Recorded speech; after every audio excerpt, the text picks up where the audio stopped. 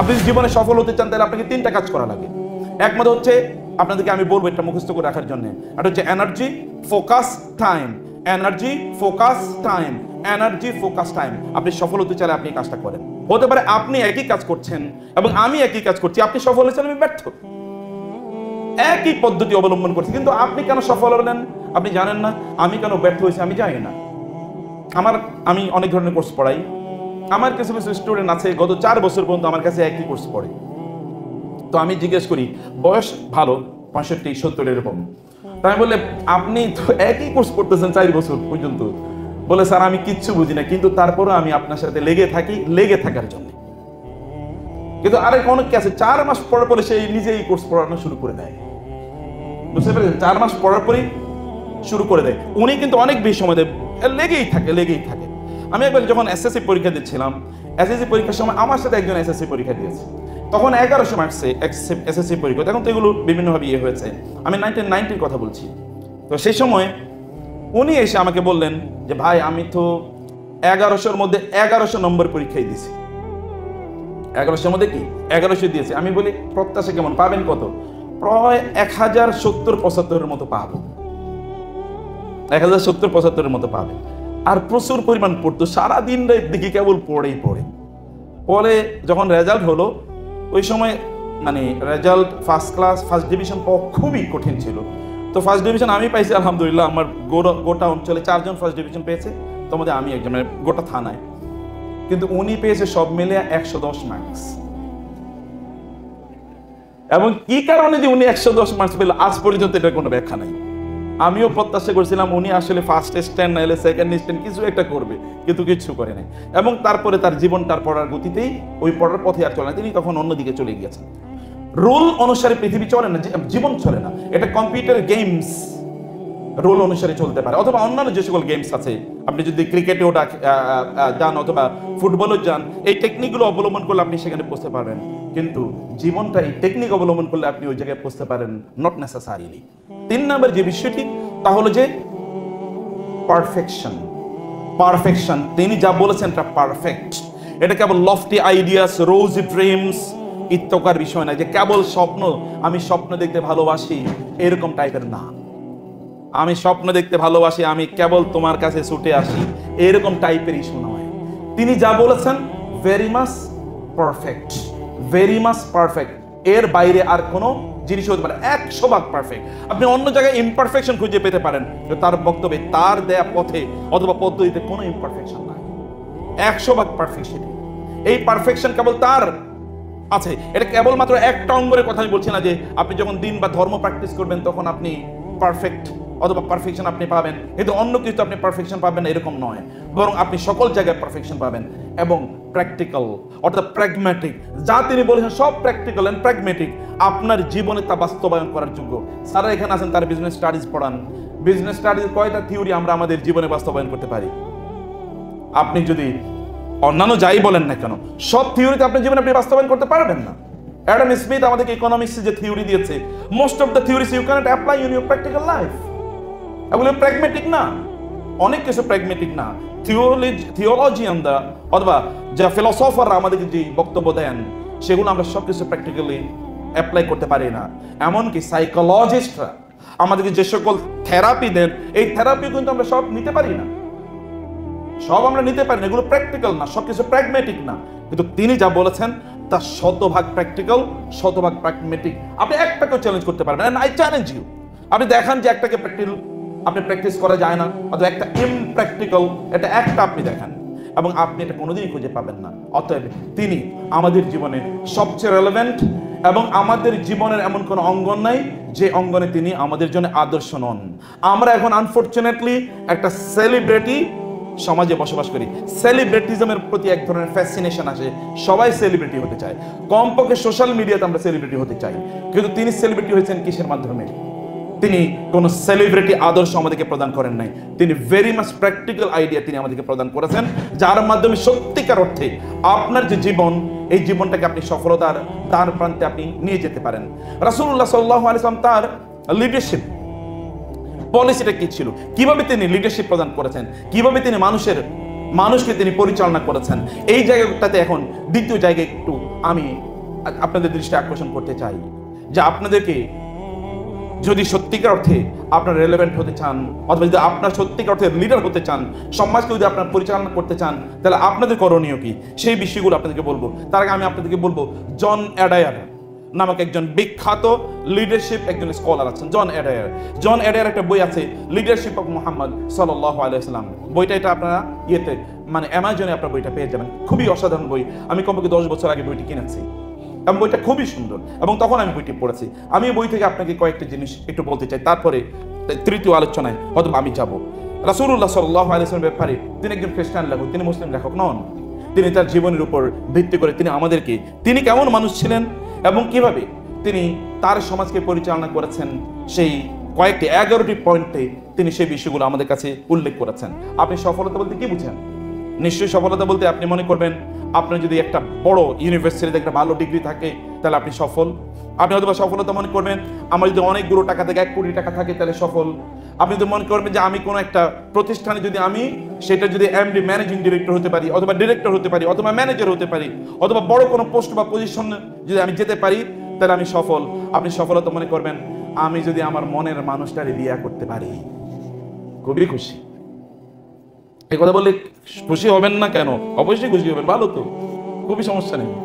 তো আপনি সফলতা হয়তো এগুলোই আপনি মনে করছেন, এগুলোকে আপনি হয়তো সফলতার মানদণ্ড মনে করছেন, কিন্তু আপনি কি জানেন আপনি ওইখানে যাওয়ার পর আপনি সফল বলে আপনার নিজকে আপনি বিবেচিত করবেন? আপনার সফলতা এর জন্য আপনার ফিনিশিং লাইন কোনটি এটাকে আপনি নির্ধারণ করতে পারবেন? কোনোদিন নির্ধারণ করতে পারবেন না, কারণ ম্যাটেরিয়ালিজম, বস্তুবাদ আমাদের কাছে সফলতার যেই সংজ্ঞা উপস্থাপন করেছে এটা কেবলমাত্র এক ইনস্যাটিয়েবল গ্রিড ছাড়ার কোনো কিছু না, যে গ্রিডকে কোনোদিন আপনি স্যাটিসফাই করতে পারবেন না, পূর্ণ করতে পারবেন না। আপনার আজকে তো যেমন খেলার মধ্যে আপনি দেখেছেন, কম্পিউটার খেলায় বা আপনার কম্পিউটার গেমসে আপনি দেখবেন এই গেমস থেকে এই লেয়ার থেকে এই লেভেল থেকে ওই লেভেলে গেছেন, ওই লেভেল থেকে ওই লেভেলে, ওই লেভেল থেকে ওই লেভেলে, লেভেল কোনোদিন শেষ হয় না, এরপর একটা এরপর একটা এরপর একটা। আমাদের আশপাশে একটা মানে এমন কিছু দেখবেন, এখন তো মেগা সিরিয়ালের দেশ, সিরিয়াল কবে শুরু হয়েছে তাও জানে না, কবে শেষ হবে তারা প্রডিউসাররা পর্যন্ত জানে না, কারণ প্রতিদিনই তারা ওই সিরিয়ালের নতুন ভার্সন নিয়ে আসে, নতুন তারা এপিসোড নিয়ে আসে, এটা কোনোদিন শেষ হচ্ছে না, নেভার এন্ডিং প্রসেসের মধ্যে আছে। আমাদেরও এই যে গ্রিড অথবা আমাদের সফলতার জন্য যে ডেফিনেশন আমাদের সামনে দাঁড় করিয়ে দেওয়া হয়েছে, এটার আসলে কোনো এন্ডিং নাই, অথবা এটা কোনো ফিনিশিং লাইন নাই। কোথায় গিয়ে আমরা এন্ড করব এটা আমরা একেবারেই জানি না, কিন্তু তিনি আমাদেরকে দেখিয়ে দিয়েছেন যে সত্যিকার অর্থে সফলতা কি, অথবা আমাদের জীবনটাকে আমরা কোন লক্ষ্যে বা কোন উদ্দেশ্যে আমাদের জীবনটাকে আমরা পরিচালনা করব। আপনারা বলেন তো আপনাদের জীবনের পারপাস কি? আপনি যদি সফল হতে চান, আমেরিকান কনস্টিটিউশনে লেখা আছে যে আমেরিকান সিটিজেনদের এক প্রধানতম লক্ষ্য হবে পারসুট অফ হ্যাপিনেস, সুখ অথবা সফলতার সন্ধান। এখনো তারা সুখ এবং সফলতা অর্জন করতে পারে নাই, এখনো পারে না, এখনো তারা দৌড়াচ্ছে। কে সফল? বিল গেটস? কে সফল? Elon Musk? অথবা অন্য কার? কে সফল বলে আপনি বলবেন? আপনি তাকে জিজ্ঞেস করে দেখেন তো সে সফল কিনা। সে কি বলে না আমি এখনো সফল হই নাই, কারণ আমাকে এখন এই করতে হবে, এই করতে হবে, এই করতে হবে। তার দৌড় কি শেষ হয়েছে? দৌড়ও শেষ হয় নাই। তার কাজ কি শেষ হয়েছে? না। তিনি জানেন না কোথায় গিয়ে তিনি দাঁড়াবেন, কোথায় গিয়ে তিনি শেষ করবেন, তার গন্তব্য কোথায়। মিনিং যে we have meanwhile lost our purpose of life. কিন্তু মুহাম্মদুর রাসূলুল্লাহ সাল্লাল্লাহু আলাইহি ওয়াসাল্লাম তিনি আপনাকে জীবনের পারপাস দিয়ে দিয়েছেন। কেন আপনি জীবনে বেঁচে থাকবেন এবং কি উদ্দেশ্যে আপনি বেঁচে থাকবেন, এই পারপাস তিনি আপনাকে দিয়েছেন, এবং এই পারপাসের কারণে আপনি টুকরো টুকরো হ্যাপিনেস প্রতি মুহূর্তে আপনি অর্জন করতে থাকেন। এই হ্যাপিনেস অন্য কোথাও আপনি অর্জন করতে পারবেন না। যখন আপনি স্যালারিটা পেলেন, স্যালারি থেকে আপনি কিছু টাকা যাওয়ার সময় গরিবকে যখন আপনি দিয়ে যান, অথবা 5% আপনি নির্ধারণ করলেন যে আপনি গরিবের জন্য অথবা আত্মীয় স্বজনের জন্য আপনি ব্যয় করবেন, তখন আপনার মধ্যে, কারণ আপনি এটা দুনিয়ার কোনো স্বার্থে করেন না। আপনি অ্যালন মাস্কদের মতো 1 কোটি টাকা ব্যয় করেছেন বা 1 বিলিয়ন আপনি ব্যয় করেছেন চ্যারিটিতে, আর 2 বিলিয়ন ব্যয় করেছেন অ্যাডভার্টাইজিং এ, তথাকথিত সিএসআর। সিএসআর তো আপনার নিশ্চয়ই বিজনেসের স্যাররা তো আছেনি। সিএসআর কে আবার প্রমোট করার জন্য সেখানে সিএসআর যতটুকু ইনভেস্ট করা হয় তার চেয়ে বেশি ইনভেস্টমেন্ট হলো সিএসআর এটা প্রমোট করার জন্য, মানুষকে দেখানোর জন্য আমি এই ভালো কাজটি করেছি, অতএব তুমি আমার ক্লায়েন্ট বা কাস্টমার হতে পারো। এই কারণে সিএসআর এখন হটলি ডিবেটেড একটা ইস্যু। আসলে কি সিএসআর বলতে কিছু আছে, অথবা কর্পোরেট রিপোর্টিং বলতে কি আসলে কিছু আছে? দেখা যাচ্ছে আসলে, কারণ হিডেন ইন্টেনশনটা কি, কোন ইন্টেনশনে বা কোন উদ্দেশ্যে আপনি কাজ করছেন। আপনি যখন গাছ লাগান তখন ওইখানে লিখে রাখেন যে sponsored by this organization. What does it mean? আপনি মনে কোনোদিন শান্তি পাবেন না, কারণ এটার লক্ষ্য উদ্দেশ্য আরেকটা। তখন আপনি জিজ্ঞেস করেন আমি যে ওটা লাগালাম তাতে আমার সেল কতটুকু বাড়লো? যদি সেল না বাড়ে তাহলে আর এই কাজ আমি করবো না। কিন্তু তিনি আপনাকে বলেছেন না, আপনার একটা অন্টোলজিক্যাল, একটা মেটাফিজিক্যাল অবজেক্টিভ আপনার আছে, উদ্দেশ্য আছে, যেটা কেবলমাত্র এই দুনিয়াতেই আপনি অর্জন করবেন তা না, এই দুনিয়ার বাইরেও সেটা আপনি অর্জন করতে পারবেন। অথবা আপনার কেবল ফিজিক্যাল হ্যাপিনেস এর ইস্যু নয়, বরং আপনার একটা স্পিরিচুয়াল হ্যাপিনেসের একটা ব্যাপার আছে। ইন্টিগ্রিটি, আপনি যখন কোনো কাজ করবেন এই কাজটি আপনি ইন্টিগ্রিটির সাথে, আপনি এই কাজটি সততার সাথে অথবা ট্রুথফুলনেসের সাথে আপনি কাজটি করবেন। এটি মুহাম্মদুর রাসূলুল্লাহ সাল্লাল্লাহু আলাইহি ওয়াসাল্লাম তিনি আমাদেরকে দিয়ে দিয়েছেন। আপনাদেরকেও বলবো যাই করেন আপনি সেটা ইন্টিগ্রিটির সাথে করেন, অনেস্টির সাথে করেন। লাভ ইউর প্যারেন্টস অথবা love your children, love your wife or love your husband, love your friends also only because of love. ভালোবাসার জন্য ভালোবাসুন এবং দেখবেন সত্যিকার অর্থে আপনি মানসিক যে শান্তির কথা বলছেন এই শান্তি আপনি পাবেন। এই শান্তি রাসূল ইসলাম তিনি তার সাথীদেরকে তিনি দেখিয়ে দিয়েছেন কিভাবে এই শান্তি অর্জন করা যায়। রাসূলুল্লাহ সাল্লাল্লাহু আলাইহি ওয়াসাল্লাম তিনি এই ট্রাস্টওয়ার্দিনেস অথবা যদি বলি ইন্টিগ্রিটি, এটা তিনি তার ছোটবেলায় অর্থাৎ তার বাল্যকালে এবং তার যৌবনে তিনি এটি অর্জন করেছেন। যেটাকে আমরা এর আগে আমাদের স্যার বলে গিয়েছেন যে তিনি বাল্যকালে তিনি ছিলেন আস-সাদিক এবং আল আমিন, তিনি ছিলেন পরম সত্যবাদী এবং তিনি পরম বিশ্বস্ত। আপনাদেরকে তো এখন ইয়াং জেনারেশনের বরং একটা বাতিক হয়ে গিয়েছে, কথায় কথায় তারা কোনো একটা মিথ্যাকে এটা সত্যের মতো করে উপস্থাপন করবে। এবং আমাদের অনেকে হয়ে গেছেন প্যাথোলজিক্যাল লায়ার। দেখবেন যা বলছে উনি জানেন যে এটা মিথ্যা বলছেন, তারপরে উনি যে কেন মিথ্যা বলেন উনি জানেন না, কারণ এর মধ্যে তিনি কি, এর মধ্যে তিনি আসলে অ্যাডিক্টেড হয়ে গেছেন। মানে মিথ্যা উনি উদ্দেশ্য করে বলেন নাই, কিন্তু তারপর মুখ থেকে মিথ্যা বের হয়ে যাচ্ছে। এইরকম অবস্থা তৈরি হয়েছে। কিন্তু আপনি এমন একজন মানুষ পৃথিবীর ইতিহাসে এসেছেন তিনি তার জীবনে কোনোদিন একবারও মিথ্যা কথা বলেন নাই। একজন মানুষ, তাকে নিয়ে আপনি গর্ব করবেন না তো কাকে নিয়ে গর্ব করবেন?